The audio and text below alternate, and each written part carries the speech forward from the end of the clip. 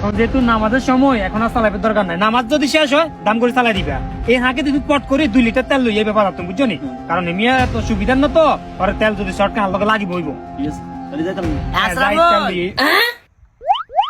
আচ্ছা তুমি যে বাজার তুমি তেল লইয়া না গই, আমি কিলো টাকা একটু কথা কই। আসসালামু আলাইকুম কাকা, কি অবস্থা? ভালো আছেন নি?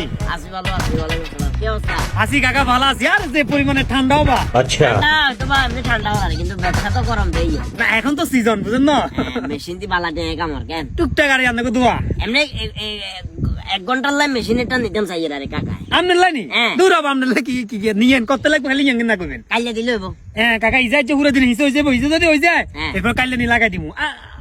কাকা আপনার হঠাৎ করে মেশিন দরকার হয়েছে, ও বুঝছি, জ্বালা বিছান ধানি দিবেন কেন? না না না, জ্বালা বিছান থানি না। তো আমরা তো হই জাঙ্গাল কিছু নেই, হঠাৎ করি আরে বাবুরে হই না, এমন একটা জিনিস এটার ভিতরে কোটি কোটি টাকার সম্পদ বাসে। বাসের বলতে মাছের ব্যবসা রাখছে নাকি? না না না, তো তাইলে কাকা কি মূলত ওই কাকার বাথরুমের টাঙ্কি যে আছে টাঙ্কি হিসমু। টাঙ্কি হিসেন বলতে তো এখন হালাবেন কন্টে? হালামো স্কুল দি জমি নিয়ে তোমরা না, তোমরা জমি নিতে সারে দিমু কাকা, হানি মারে দিমু, সমস্যা নাই। ইয়ে কথাবার্তা কোন কাকা, শীতকালে মেজাজটা খারাপ করে দেন বাবা। আর কত কত কষ্ট করি ইন্দে, আর ইনকাম সুজ ইন্দে ইনকাম করি, এই জিনিস নিয়ে এগুলো ময়লা সাফ করতে আমি। তোর কি টিয়া দিজান না কি কথাবার্তা কোন সকাল সকাল মাথা খারাপ করেন?